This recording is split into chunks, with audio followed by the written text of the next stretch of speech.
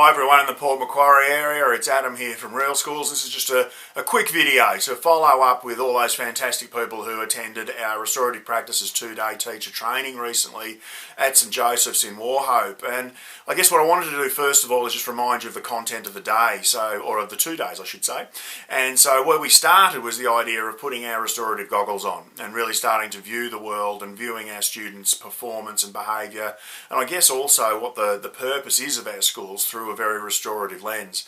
And it allowed us to get a stronger understanding of the restorative framework and what we're trying to achieve and how it connects to those two big areas of supporting really fantastic and accelerated student learning, but also how it contributes to something that we should be in partnership with parents around, which is building great citizens who are capable of going out into the world and not only contributing but being incredibly successful personally themselves.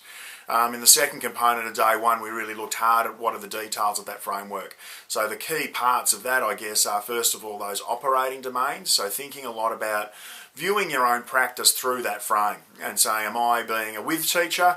And if not, what is my default? Where do I slip to most commonly? Am I slipping to the 2 box, to the 4 box, or, oh, God forbid, the not box? And hoping that if you are slipping there, you're only doing it for a very short period of time. By knowing your defaults doesn't mean that you're less than perfect or less than suitable to be a fantastic teacher. But what it means is that you've got the great capacity to be able to map any situation back to the with box in a time-appropriate way. We also looked at the restorative continuum in that session, where we looked at on a continuum from informal to formal. What are those different ways that we can intervene and at least behave restoratively, all the way from effective statements through to effective interactions, small impromptu conferences, my favourites, those year 6 or 7 girls, large groups and how you can not only run but also help others facilitate circles, but they can be for check-in purposes, check-out purposes, for responses, or even for preparation. And then also how we've got formal conferencing that exists. So the great thing that I love about restorative practices is that it follows the whole gamut across from informal, somebody dropping a piece of rubbish on the ground, through to formal, where we need to return a student from suspension for a serious incident, which is why I think it's a really valuable tool across the whole breadth and across all of the phases of learning. And probably the next thing we looked at was the restorative questions. And one of the things that obviously was a bit of a light bulb moment for some people in the room was exploring the fact that the restorative questions are not there as a script for you. They're there as a guide. And what they do is they guide you through the path from past to present to future. And that's really exciting. We looked in the afternoon to really consolidate on day one our learnings at the informal end. We looked at a few different ways that you can view student behaviour to be able to get some traction, to be able to help people around you get some traction straight away. So we looked at that golden rule of behaviour management, being that every behaviour has a meaning and a context. We looked at Joe Lang's t-shirts of help me, look at me, make me, and you'll pay. And we also looked at different frames through which you might be able to get some genuine success and also keep your people inspired and motivated to do some really good work in that area. So that was day one, and then day two we really got into the nitty-gritty, I suppose. We started to look at the theory and the research behind restorative practices, and we explored how so much of that is around the theory or the emotion of shame.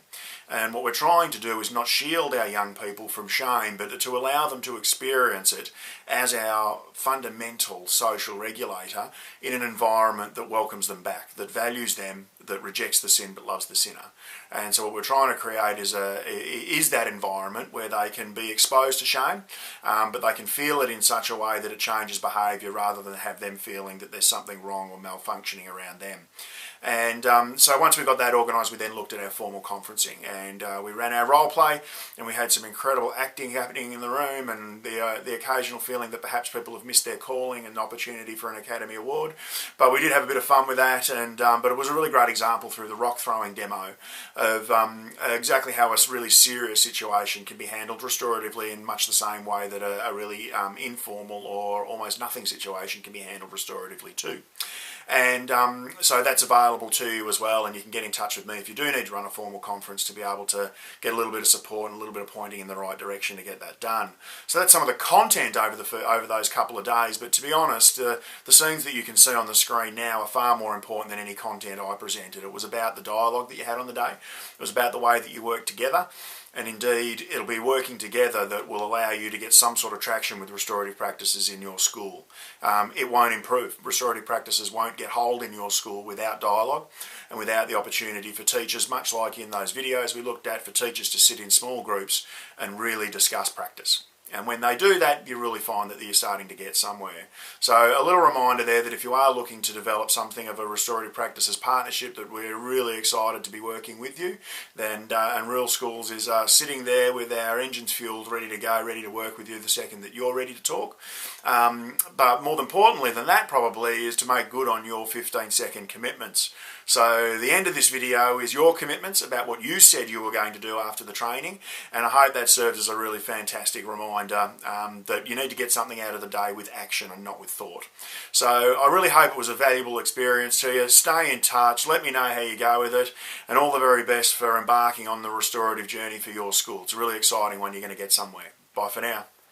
I'm going to re-evaluate my own approach to restorative practices, while also trying to encourage some other younger teachers, or those teachers who I feel have nearly got that restorative approach underway, and really get them on board as well, I think.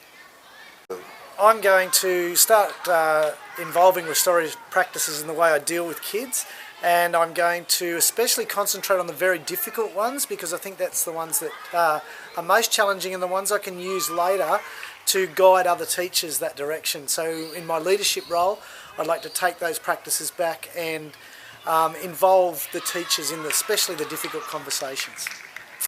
Look, I look forward to putting in place some of the strategies that I've learned over the last 2 days. I actually have a student who's re-enrolling first thing tomorrow morning, and I intend to use that past, present and future model in the line of questioning, and I look forward to seeing how that goes.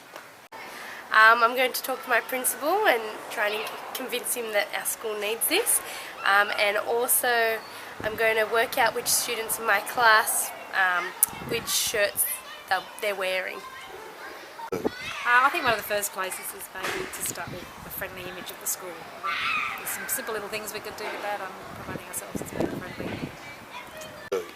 When I get back to school, I'm hoping to really embed my restorative practices in everything that I do. I'm pretty good at the moment, but the other thing that I really want to do is try to share with other teachers and do it in a way that doesn't confront them too much.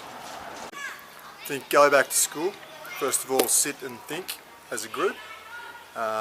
Prepare ourselves really well, and then start slowly and do it well, because if we don't do that well, the rest of the staff won't jump on board. And aim to establish some connections informally, very much so, with staff and students that are about to take on. And I want to practice those skills to help move my students forward in their behaviour. I'm going to look at the past, the present and the future in all situations. The action I think we're going to take is to work as a team and try and put some of these practices into place by modelling what we do and bring teachers into seeing how we deal with students, so they get a bit of an idea. We're going to revisit restorative practices because we realise that it's just not a set of questions that you have to ask, and that you can start at an informal before you get to the formal. And present some research to prove that it works.